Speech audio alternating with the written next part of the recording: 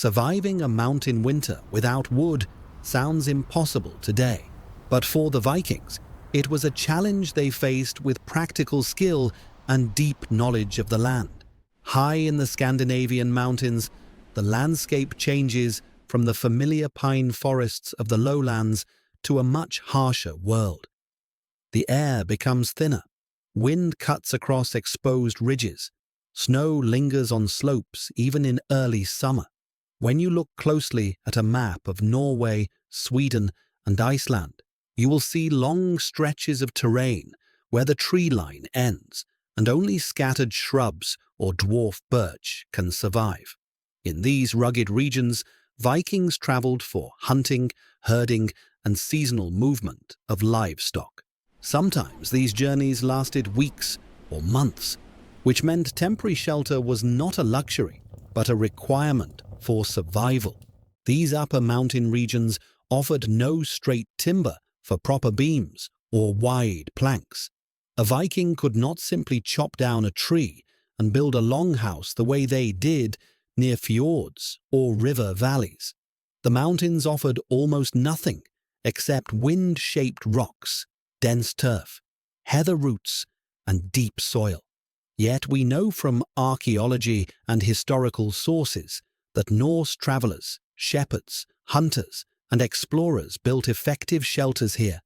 The remains of stone-cleared huts, turf structures, and seasonal sheilings can still be found across Scandinavia, especially in western Norway and parts of Iceland and the Faroe Islands. The question is simple: how did they do it?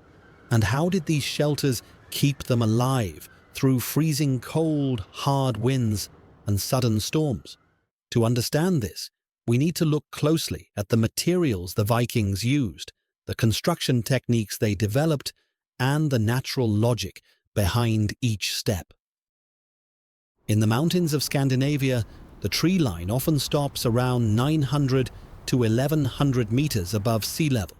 Above this point, extremely cold temperatures, thin soil, strong winds, and short-growing seasons prevent trees from reaching maturity. Even if some birch or willow existed, they grew bent, twisted, and too weak for house construction.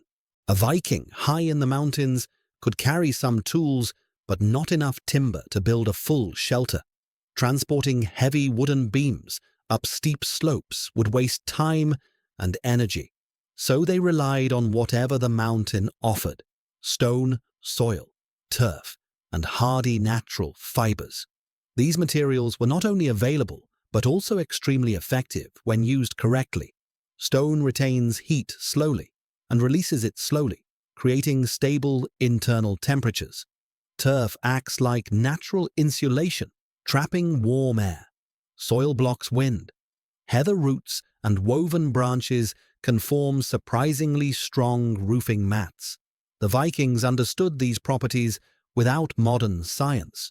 They learned through generations of living close to nature. Their survival depended on it. Before building anything, Vikings first searched for the ideal site. Mountain shelters had to balance safety, warmth, and practical access to resources. A typical Viking survey of the land would include natural rock formations that could act as windbreaks, low depressions in the land where snow could not blow directly into the shelter, areas near running water or meltwater streams, access to grazing patches if livestock were present, avoidance of avalanche paths and unstable scree slopes. Looking at a topographic map of Norway today, we can identify many of these features. Vikings often placed their shelters at the edges of plateaus, along small valleys between ridges, or beside glacial boulders that blocked the direction of the wind. Also, Vikings usually placed the entrance of the shelter facing east or southeast. This avoided the strongest cold winds that typically came from the north and northwest. It also allowed early morning sunlight to warm the interior naturally. Once a location was chosen, the first task was building a reliable foundation.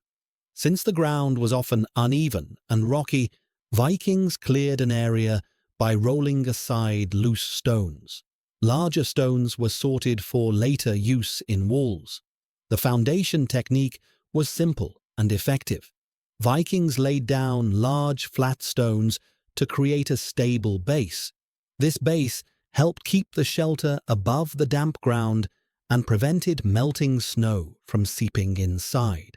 In some archaeological remains, such as the mountain shielings of western Norway, you can still see these carefully arranged lines of stones forming the outer outline of the shelter. The foundation also defined the structure's shape. Most shelters were rectangular or oval, depending on the available space. Rectangular structures were easier to roof, while oval shapes were more resistant to strong winds pushing against the walls. With the foundation in place, the next step was building the walls using dry stone stacking. This technique did not require mortar. Instead, Vikings used careful arrangement of stones, placing larger blocks at the bottom and filling the gaps with smaller stones.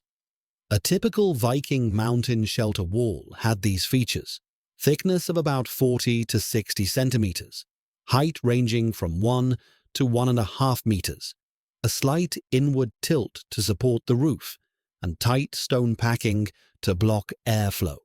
The inward slope was especially important because it allowed the wall to resist pressure from snow and turf. By tilting the walls slightly, Vikings created natural stability. When heavy turf was later placed on top, the pressure pushed downward and inward, locking the stones in place and strengthening the entire structure.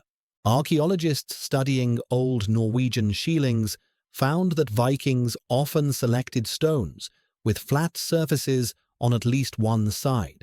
This made the interior walls smoother and easier to lean against, especially during long winter nights. Rough surfaces could damage clothing or sleeping furs, so smoother stones were a practical choice. In areas where stones were scarce or too large to move, Vikings built half shelters by leaning walls against existing rock faces. Natural cliffs or massive boulders could form one side of the structure.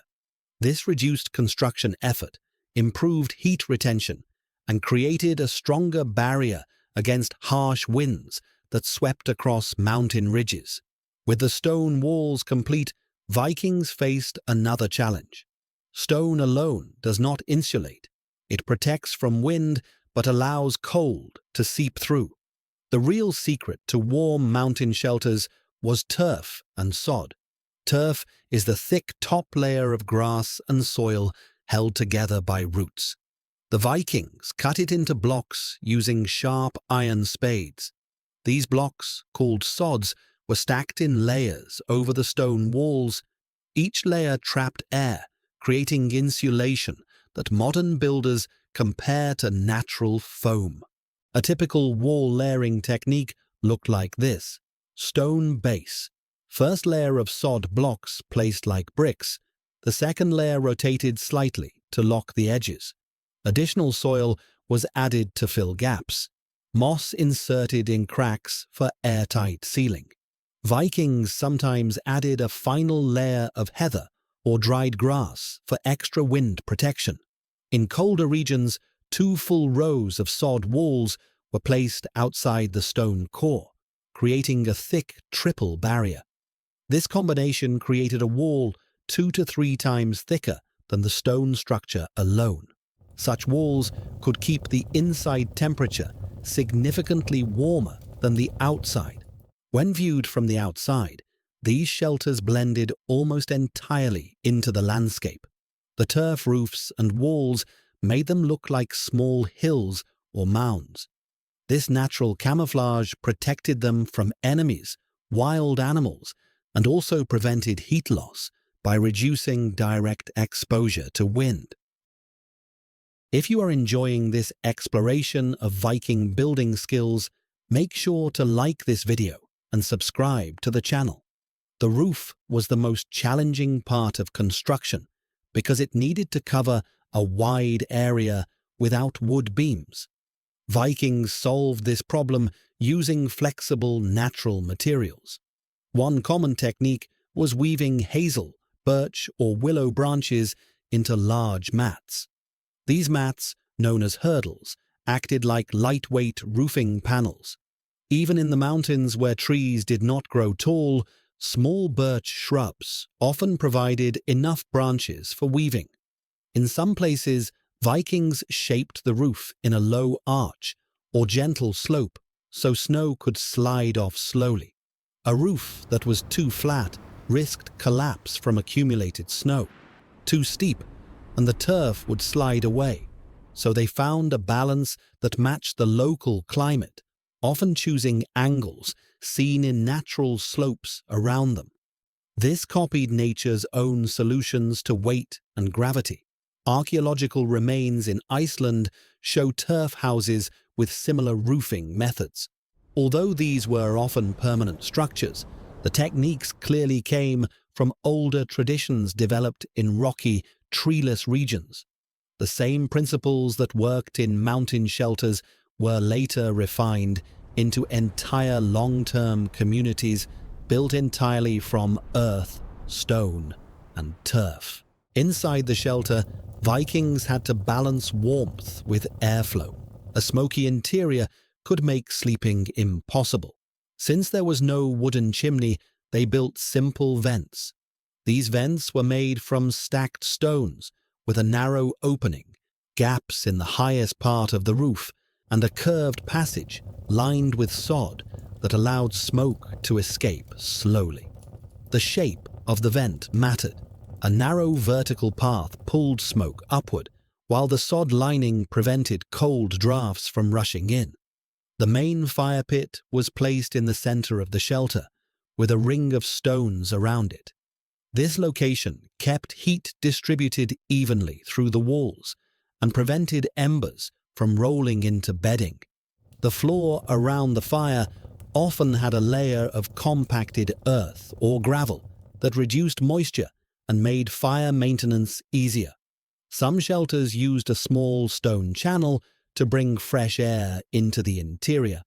This prevented the fire from suffocating and kept the smoke moving steadily upward. Vikings learned this system by observing how air moved naturally in caves, burial mounds, and older stone huts. Inside the shelter, the floor was covered with straw, dried grass, or heather for comfort. Animal skins were used as bedding. Because the stone walls retained heat, the temperature could remain stable even through cold nights. Life inside these shelters was quiet and focused on survival. People repaired tools, dried meat, boiled snow into water, and waited out storms. The low, thick roof trapped warmth and blocked sound, creating a peaceful but isolated atmosphere. These shelters were not just for lone travelers. In some regions, Viking families moved livestock to high mountain pastures during summer. These seasonal settlements were known as seta or sheelings. Women often managed these tasks, milking animals and producing butter and cheese at elevation. Viking shelters had to survive powerful storms. Winds in mountain passes could be strong enough to knock down a poorly built wall. The heavy turf kept the structure anchored. The low roof shape allowed storms to pass overhead without lifting the building. Vikings often built partially inside the earth. They dug shallow pits and placed the shelter into the ground. The surrounding soil acted as natural insulation and wind protection. This technique also reduced the amount of stone needed. These shelters were practical and easy to fix. If a turf block slid down, it could be lifted back into place. If a stone shifted, it could be restacked. Repairing wooden structures required carpentry, but repairing turf and stone required only hands and simple tools. These techniques reveal how deeply they understood their landscape and how resourceful they were in adapting to any challenge. Thank you for joining us on this exploration of Viking mountain shelters. Share your thoughts or any surprising facts in the comments. Subscribe and click the bell icon so you never miss our next historical adventure.